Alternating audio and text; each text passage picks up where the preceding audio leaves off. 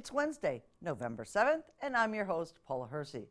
On today's show, we have election results, a special segment on veteran and student collaborative art exhibits, and we discuss our workforce and lifestyle housing challenges with the Cape Cod Chamber. Let's start with some news you can use. Here are the election results from the town clerk's office. These are unofficial results until the state certification.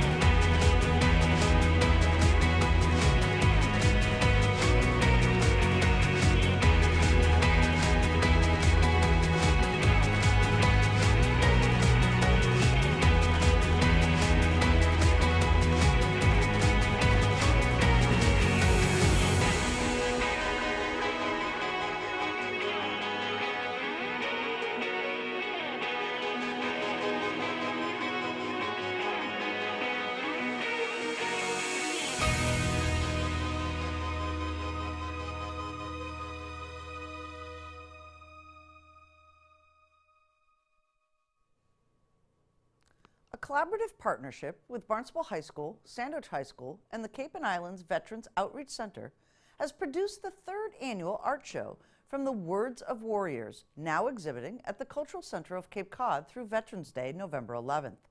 Regina Giambuso, Executive Director, joined us in studio to share how the project got started and what it means to the veterans who shared their stories with the students.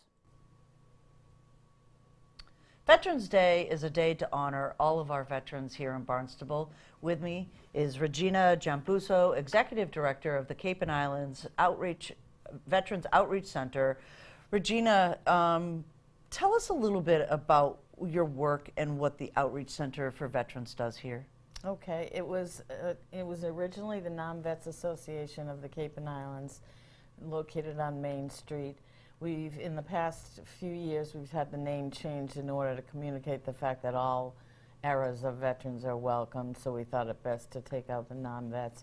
We have a new board, very successful, all veteran, very successful in both the military and in the real world, who are giving up their time very generously because they have a mission in mind to help this organization grow and sustain itself. So we have several programs. We have one housing program for homeless veterans, a transitional housing, in which they can stay for 2 years, and we access services with the Veteran Service Officer, with Mass Hire for Careers, with Cape Cod Community College.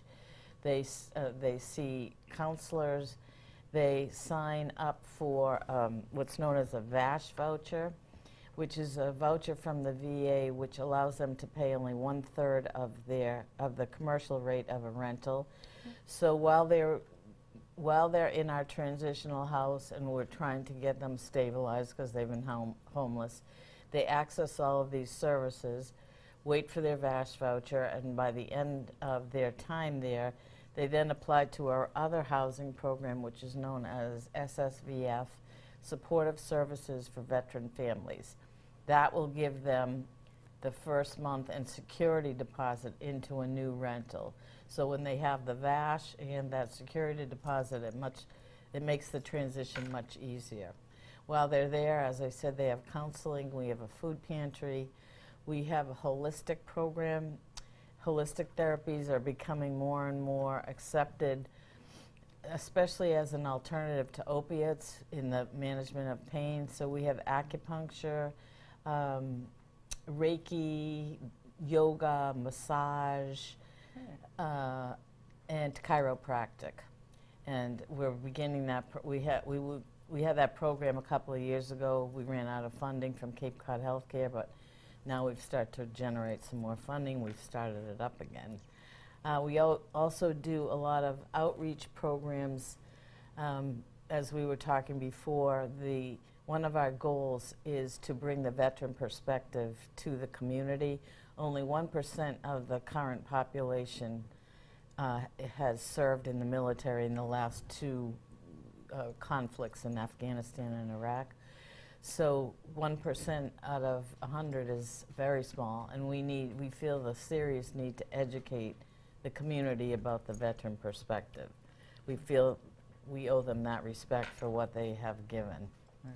And so we've had symposia, we've worked with the police, all the police departments on the Cape, talking about the perspective of a veteran who may be in crisis and how the police may possibly work with them. We work together with them. We've had a symposium for the mental health providers, civilian, because about 40% of veterans, they say, will end up in a civilian mental health provider for a variety of reasons. And we wanted them to, again, have a higher familiarity of where that veteran may be coming from. So, varied programs, but some of the ones that are out there that we're going to talk about today, obviously, is from the words of warriors. Mm-hmm. So telling your story can be cathartic unto itself, but also you're having students learn the stories of veterans and perhaps maybe changing perceptions. So tell us how this program from the words of warriors got started. Well, I am a retired educator of 35 years. I was an English teacher and then an administrator for 11 years in the Bourne Middle School. And two art teachers with whom I worked there, we were friendly. We had a good working team in that school. And after I retired and started working for the Outreach Center, they looked me up one summer and they said, let's do something together, which I am very much in favor of, again, to bring to the veteran perspective, and there's no better place to bring it than to a child with still an open mind. And the purpose that we wrote an interview for the students. It was originally middle school students. The students in the past two iterations of this, we've met at the Barnstable Airport. They've conducted their interviews. They saw the World War II planes coming at the time, and we had snacks. Then they went back to their schools with their teachers, and they created a work of art in response to what their interview had been. And it's a learning experience for students. In education, we always talk about authentic learning. This is living history, and they experience it rather than reading about it out of a book. And they get to know the veteran as a human being. In many cases, the student has continued to write to the veteran and veteran to the student. And to the veteran, it's extremely important, more than I can even well explain. But the fact that someone is interested in them and interested in their story and becomes kind of attached to them is an extremely important connection to another human being. And when it's a kid, that kid will frequently spread the word, and you've changed a little piece of a generation, which is why we think it's valuable. Incredibly valuable. So this year there were 8 veterans. There were Yes. 20 students Yes. from Sandwich and from Barnstable High School. So they're high school students. Yes. And these are art students. So Yes. ceramics as well as 2D dimensional art. Yes. So you create a interview for these students. So Yes. there's specific questions that they're asking. How did this with the high school students work? They're a little older than middle school, so they're some of their perceptions have already been made. Yes, yes. So how did that work this year? Well, the students, first of all, they were very sweet, and sometimes high school students can be a little bit above it all, sort of, but these kids were very sweet and down to earth and very polite and thankful. They came in and we had pizzas, etc., while they were doing their interviews. Afterwards, we had the reception Friday night, and I was telling you of one student who said she had preconceived notions about veterans, that they were following a certain type of politics and had a certain frame of beliefs, and she found out differently from talking to this young man who became very emotional when he saw what she had done and kind of had to leave because he was uncomfortable. She said afterwards that it changed her whole notion, and that she wishes that all the students could go through this program, and she wants to promote this with other students because it allowed her to see a perspective firsthand with one-on-one with another person, and opened up her mind about the different things. And I tried to say to her that veterans are not really that political at all, actually. They have a high regard for their duty, and they do as they are asked to do out of a sense of duty, but their greatest duty is frequently to each other and to each other's survival and ability to get back home again. So that's not really a high level of politics. It's a high level of commitment and of duty. Right. So this program is on exhibit now. Yes. From it's at the Cultural Center in South Yarmouth. And it runs through the November 11th. Yes. Okay, so people can come in and look at this art, Yes. enjoy some of those stories that the students listen to. Yes. What do you want folks to know about this exhibit and when they go to look at this? Well, next to each piece of art is the students, a blurb from the students about what they learned and what they learned through the interview. And I would love that all of us learn what they learned and got to know a human being a little bit better by a one-on-one encounter rather than prejudgments. That's, to me, is what's essential to learning, and it's great to see how this affected students. And I think for the adult population, that's good to know what kids revere and what they have respect for. Right. So from the words of warriors, it's at the Cultural Center through November 11th. Yes. It's artwork created from stories from veterans right here in our community. Absolutely, yes. What a beautiful story. What a way to honor our veterans this Veterans Day. I think it's an authentic way to honor them, yes, to get to know them. That's the most authentic, perhaps. Is there anything else that you want our community to know about our veterans here in the community and about honoring them this Veterans Day? Well, for instance, right here in the town hall on Sunday, the 11th, we're having a Veterans Town Hall. This is our second. And it's a venue during which combat veterans have 10 minutes to speak to tell the community what their experience was. And no politics again, no editorializing, just communicating what they experienced so that maybe we whom they have served can understand a bit better. Again, an authentic way to honor them, I believe, in our opinion. And we also, just quickly, we are a veteran-dense community. We have 27,000 veterans in the Cape. We have 21% of the homeless veterans in Massachusetts. We have 6% of all the veterans in Massachusetts. And we're trying to pursue a little bit more funding for our homeless Cape veterans. So that's our message. There's the message. You can visit From the Words of Warriors at the Cultural Center through November 11th. You can join the community here at Town Hall on November 11th as well to hear some of those stories from our veterans. At 10 I think a.m. the 10 a.m. There's also a parade, I believe, Yes. at that time as well. Yes. So there's many ways that we can honor those who have served. Thank you so much, Tina. Thank you for having us. We appreciate it. Cape Cod faces a housing challenge for its workforce, and the available housing stock in the town of Barnstable is just 1%. Cape Cod Chamber CEO and President Wendy Northcross and I discussed last week during our monthly call.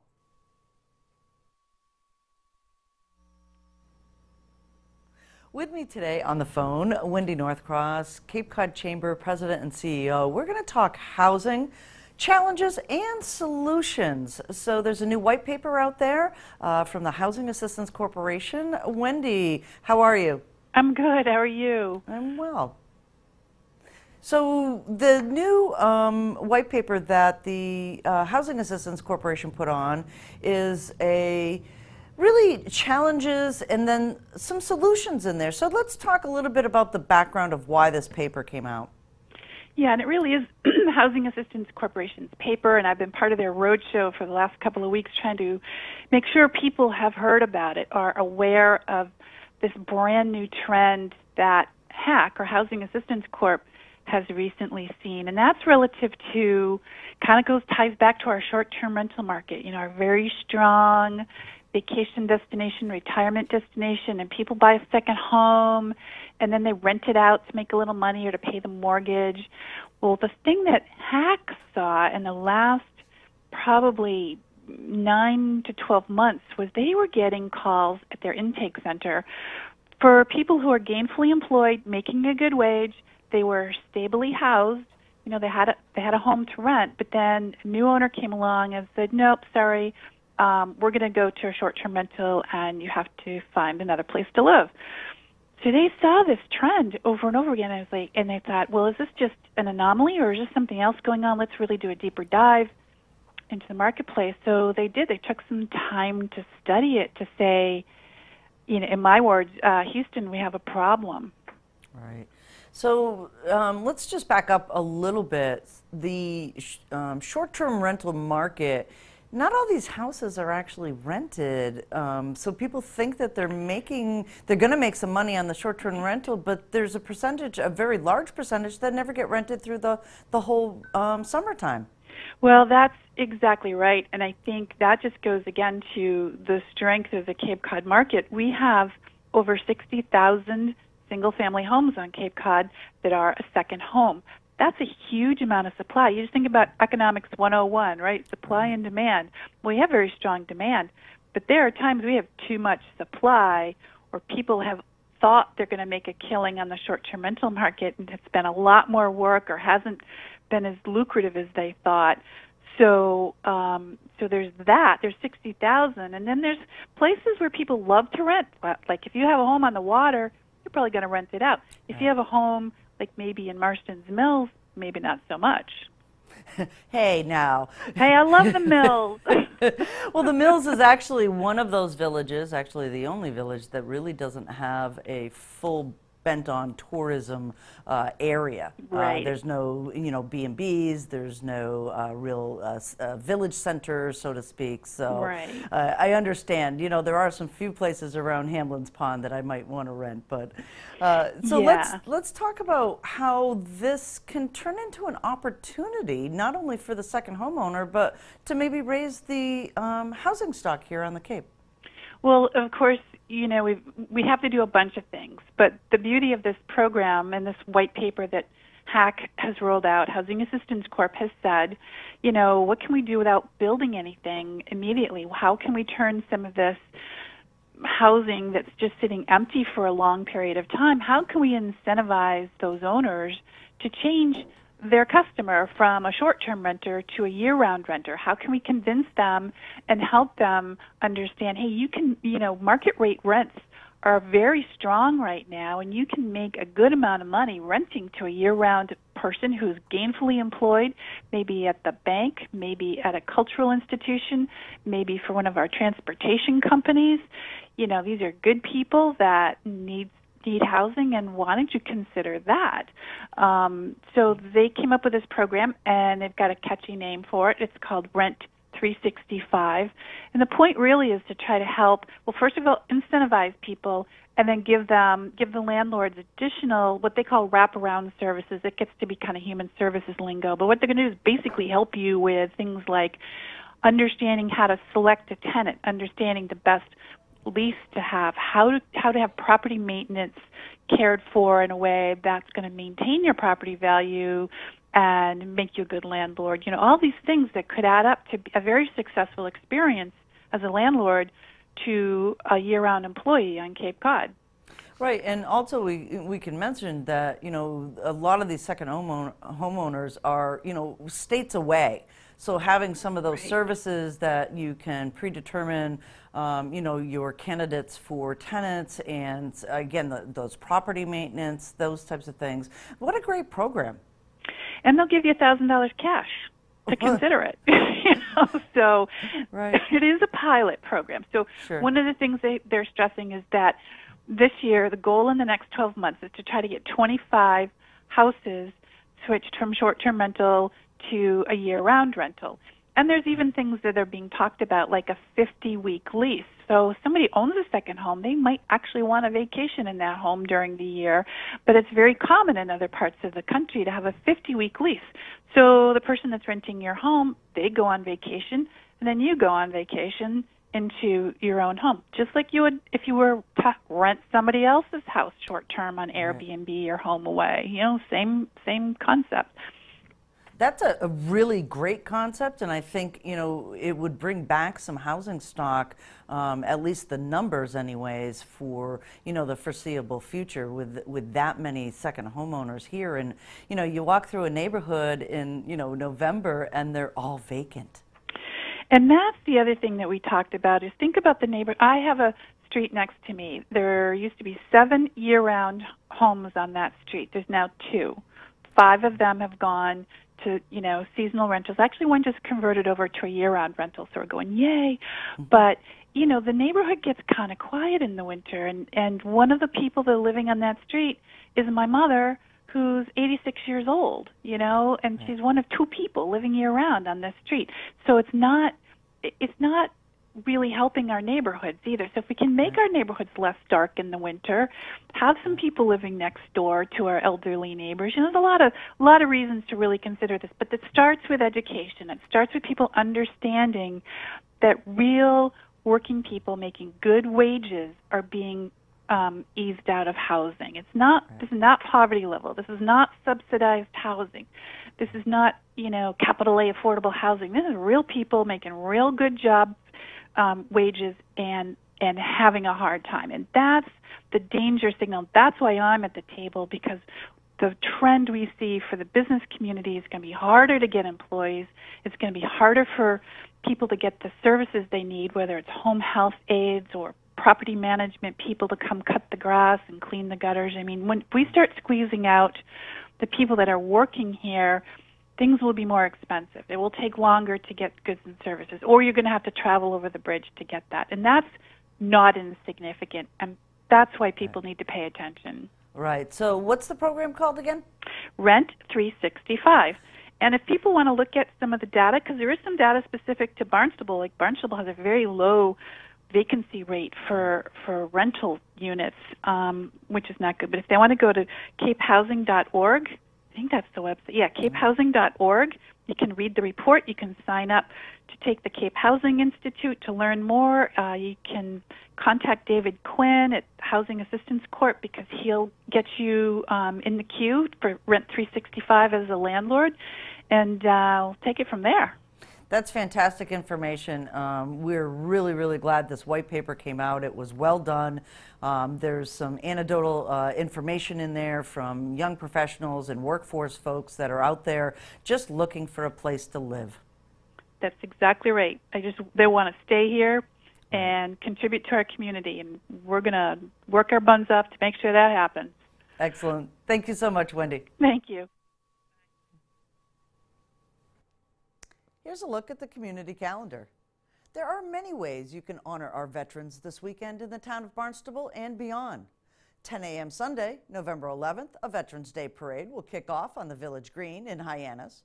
Or you can join the veterans in Town Hall in the second floor hearing room to listen to their stories of war and service to our country. Get a unique perspective and visit the Cape Cod Cultural Center in South Yarmouth from the Words of Warriors art exhibit. To all that have served and serve today in our armed forces, all of us at Channel 18, thank you. Here's a look at the upcoming meeting schedule for boards, commissions, and committees.